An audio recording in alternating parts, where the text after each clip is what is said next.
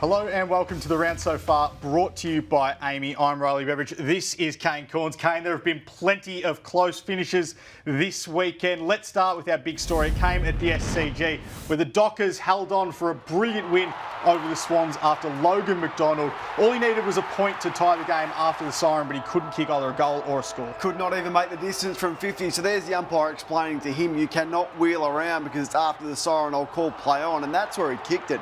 He was running to that position. It's exactly where he was lining up. And Fremantle hold on. You can see one of the upsets of the year, what it means to them. It's the first team they've beaten inside the top 8 this year. Huge performance for them away from home against the rampaging Swans. And they set it up from the start. They burst out the blocks. Yeah, 10 straight wins before that game for the Swans. Let's get to some of the last quarter moments now, because Fremantle had a big lead. Sydney continued to chip away at it in the second half before that Logan McDonald shot after the siren. Yeah, so they got out to a 32-point lead. These are the last quarter moments. Blakey was enormous. He had 9 and kicked the goal. You thought he was going to be the one. We'll get to the 3 stars in the midfield from the Swans shortly and how Fremantle completely shut them down, but it was this guy. That's the goal that he kicked. Look at the score there. Look at the time. You think they're going to come. They're going to storm home with the crowd behind them. Here's Logan McDonald taking a mark at the top of the goal square.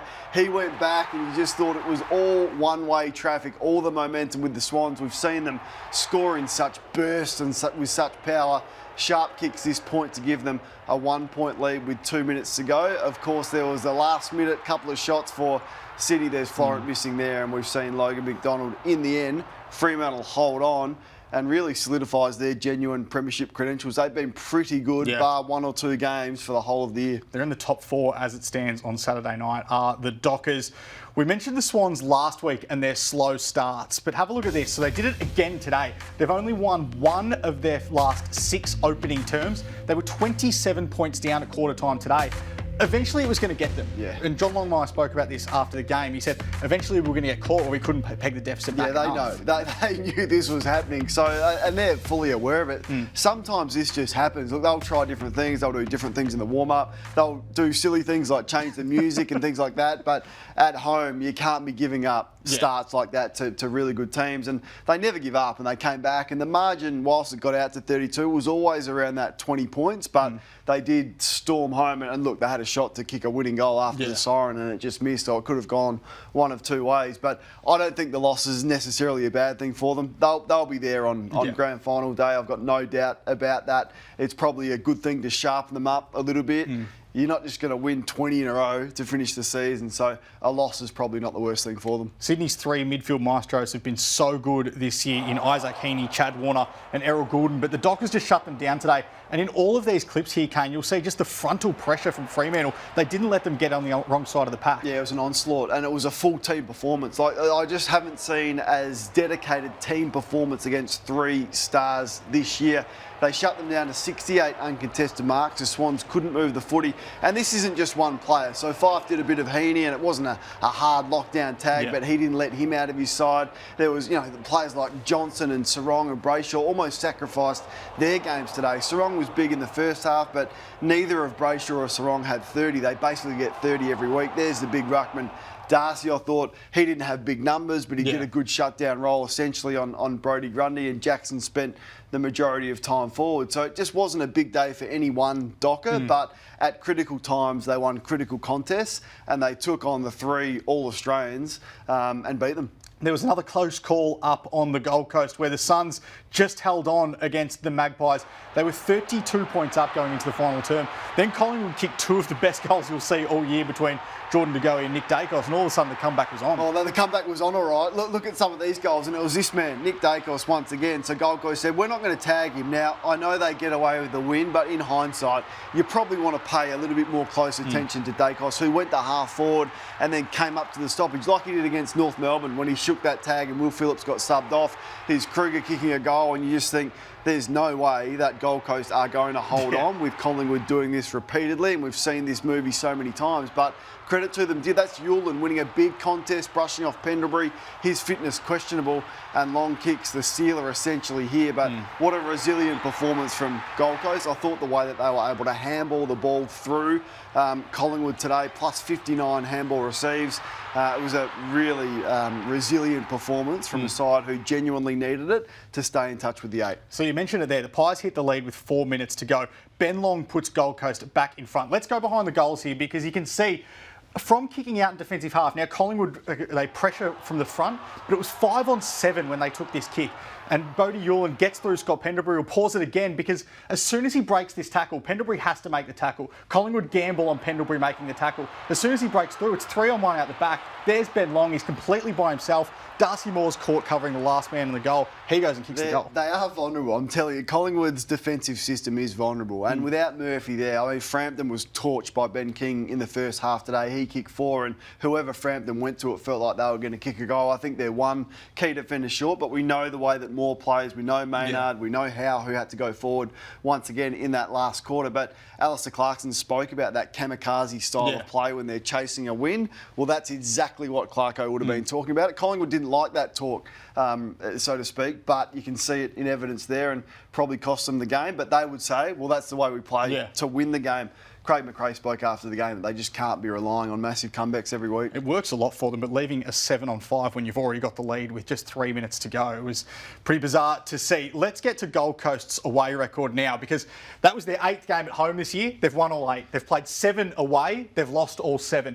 Their finals hopes hinge on them winning at least a couple of these games on the road towards the end of the season. They just have to. And look, they had the easiest draw, I thought, of any team coming into the season, of any of the contenders. So you just have to tick North Melbourne off. You have to tick Gold Coast off. That's a 50-50 game against Essendon, and you beat Richmond. So that's what I'm talking about with their draw. I think there's just 4 wins there. And maybe with the way that the Giants are going, we'll get to them shortly, but they're going horribly. They're vulnerable as well. So today they out-hunted Collingwood. They smashed them in loose ball gets. They matched them at stoppage and outscored them from there. They've got all the tools in terms of personnel. They now have midfield depth after Damien Hardwick spoke about how disappointed he was with their midfield. So Flanders has gone in there with a big impact. So they just have to make the finals with that draw that they've got from this position that they're in. Anything else would be unacceptable. Saturday night footy at the MCG where Geelong had lost 6 of its last 7 games going into this one against the Bombers. Then they turned it on in the second half. 10 goals to 2 in the second half. It was a pretty even game up till half time,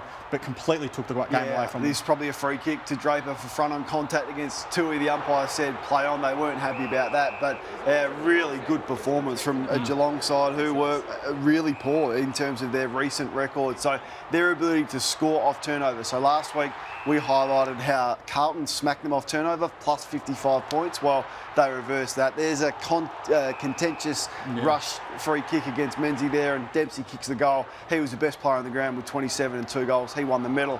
And there's the Stengel tackle on Ridley. That one is there. That was a good umpiring decision. He had to make an attempt to kick that. Stengel kicked 3. The reports are that he's going to sign with the Cats, which is a bit surprising, and he was a great performer. But I just thought their forward line looked a lot more dynamic, dare I say it, without Tom Hawkins. So 11 individual goal scorers. Rowan just has to be a part of that front 6. Cameron was good, but not relying on him. Dempsey, Stengel and others. Nevitt was back into the side, Neil into the side, and it looked like it functioned a lot better without Tom Hawkins there. And Tom Stewart playing in the midfield as well, getting 23 disposals and 4 clearances. What about the Bombers? Are they still unreliable? Because their first half of the year, we know what they did. 8 wins from their first 11 games. They've lost 3 of their last 4 now. Their only victory at home to West Coast, where they had their struggles in that one as well. Suddenly, they're out of the top 4. Their top 8 hopes are starting to look a bit shaky as well. This is their next month, starting with Collingwood on Friday night at the MCG next week. It's big. They need to win a couple of them. These are big. So unlike Gold Coast fixture, these are tough games. Adelaide got themselves back into form. Who knows about the Saints? So you think they tick that one off, and then there's sort of 3 50-50 games there. I always thought they were a top 8 side with the capability of winning one final. I never really saw them as a genuine top 4 contender. I know others did, but even if they win a final this year, I think that would be a significant step from where they have come from. So that should be their pass mark, to win a final, break the drought. But they'd be disappointed with that performance tonight. They were completely outplayed. They certainly would be. Let's get to the Adelaide Oval now, where the Crows put the Giants to the sword. They'd won 1 of their last 6 games going into it, but they kicked 7 goals in 12 minutes before half-time to really open this game open. Yeah, and we're showing some of these now. So you tell me if this is a serious football team, the Giants. We have to stop speaking about the Giants as the Giants of 2023. They are not. Look at the errors that have been made here. The one-on-ones that Leclerc lost, you can just see how much they are missing Sam Taylor. It looked as though this one here, no one on the goal line there. There's 2 Giants players in the vicinity. No one thought with a long snap around the body to go on the goal line. The amount of space that Fogarty got, they made him look like Wayne Carey tonight. So the absence of Sam Taylor was just glaring tonight. And they're not a serious side with the small mistakes that they are making, their lack of urgency. They can't score, which they know about and they've spoken about and put on the public record. So many areas of their game that were disappointing tonight against a genuine bottom 4 side in Adelaide. And their season's almost shot, the Giants. Yeah, they've lost 6 of the last 8. If you're Adam Kingsley going into the club on Monday morning, what's the first thing you're trying to rectify? I'll put my hand up and I say we should have tagged Isaac Rankin. Yeah. That's what I do. I say I'm actually at fault here. So Bedford's been doing really good roles. How you could not put the magnet next to Isaac Rankin, who is clearly their match winner and our Saturday star today. Look at the room that Isaac Rankin was given. Now, he had 6 touches in the second half because they actually did put him to him. But in the first half, it was 21, it was 2 goals, it was 5 shots at goal, and the amount of space. Now, largely this is Perryman. It's one of the worst defensive displays I've seen from a good, experienced player in Perryman. Some talk about his future. Well, maybe that was a distraction. Look at him go here, 3-on-1, and leave Isaac Rankin on the ground to make you look absolutely foolish. So Adam Kingsley got that wrong. Yep. Bedford was good, did a good job on the skipper, Dawson, but look at this. Unbelievable the amount of space that one of the most dangerous players in the league got tonight. All right, let's get to Marvel Stadium now, where the Western Bulldogs just crept over the line against North Melbourne, thanks in no small part to Cody Waite. He kicked 3 goals himself, but it was just his presence around the ground. He frustrated Jackson Archer, who he was playing on. He frustrated a lot of his North Melbourne teammates as well. We'll see later here. He gets 3 free kicks awarded to him, including a 50-metre penalty that Adam Treloar converts. He was just everywhere. Yeah, and I think all the free kicks are there. Like, I know Alistair Clarkson spoke after the game about players exaggerating for free kicks. There was also one on Core, but Core pushed him in the middle of the back, off the ball, right in front of the umpire. So that is a skill to be able to win the free kicks. And I know, here's this one here. If that's not a free kick right in front of the umpire off the ball, I don't know what is. So I think Alistair Clarkson was out of line there. But he's not doing the ducking and the exaggeration that he was criticised for early on in his day. He's just a good player. And he has a happy knack of winning a contested footy, winning a clearance and finishing well. So he's just a vital cog in that forward line of the Bulldogs, which is so dangerous. Now, you want to talk about Jamara Ugle-Hagan. No marks today. Still kicked 2 goals, but just the second time in his career he didn't take a mark. It was a nearly game for him because he got his hands to a lot of them. He just didn't complete it. I just don't understand what's exactly going on with him. That kick from Bontempelli, every forward just loves it there. So the amount of balls he got his hands to, I guess, is a positive for him. I didn't like that body language. I'm not sure what he's complaining about there, particularly when he's dropping dollies like that, chest mark. So, yeah, didn't take a mark today, ended up kicking 2 goals, but against inferior opponents. He could have kicked 6, 7 and had an absolute field day. So I just wonder about him and what's going on with his game and his technique in the marking contest and what that will look like should the Western Bulldogs qualify and he's on the big stage in a big high-pressure final. If you're a North Melbourne fan, are you walking away a little bit satisfied? I know it's another game where they got close, didn't get the result. 2 games lost by under a kick before this. They lose by 17 points here. But I think the thing you can be impressed by is through the first 11 weeks of the season, they were conceding 118 points a game. They've got that better by 6 goals over the last 4 weeks, so only 82 points a game. I'm impressed. Rank me the talent ranking from the Western Bulldogs list and the North list, and I go, well, you line it up, it's probably a 10-goal win to the Western Bulldogs under a roof at Marvel, where they've played, I think, 6 out of their last 7. They should win by 10 goals. But North Melbourne hung in there. They won the last quarter. No George Wardlaw. What they need to do, I think they need to not find another key forward because Larkey was just well beaten by Jones today. And Toby Pink and Bryn Tico, I'm telling you, is not going to cut it as your second key forward in the front 6 for North Melbourne. So their off-season mission is whether it's an experienced one who you can get on the cheap until you can develop another one or draft one, but they have to find another tall target to support Nick Larkey. But other than that, it was a pretty good performance and it wasn't that convincing from the Dogs today. All right, let's get to our AAMI clangers now. Who covers clangers? AAMI does. We'll start up in the Gold Coast where Jack Lukosius, he did the double doink cane. So bang, bang. Yeah, You don't see players hit the post too often. He's too good to be missing that. But I mean, well done for doing the double doink, but he'd much rather slot that through. He's too inaccurate for such a good kick. Damien Hardwick's trying to give Telstra some love, but he's got the sticker upside down the wrong way. The logo is upside down. Now, did Joe Daniher mean this? I reckon he's trying to palm it into a teammate, Kai Lohmann, top of the goal square. He's lucky that went through, you know. That's so Joe, isn't it? Doesn't that just sum up Joe? Unbelievable. But yeah, what a win it was from the Lions to come back. It was certainly a great win. Let's stay at the Gabba now. Friday night footy, where they reeled in Melbourne very late. I tell you what, they did their best to lose it because they gave up a whole heap of opportunities, but they eventually got over the line. So here's the last quarter moments that we are showing here. They were 15 points down at three-quarter time. Not sure how Charlie Cameron dropped that, but I thought there were some positive signs with his game. I thought his intensity, his body language was really good. But yeah, he's Barry. He's been a very important player in the last 6 weeks for them. He loved that. You think here come the Lions. I mean, Melbourne were good. They were really strong around the football, led by Jack Viney, who was enormous, and they did a pretty good job on Brisbane's midfield, McCluggage and Neil and Dunkley in the first half.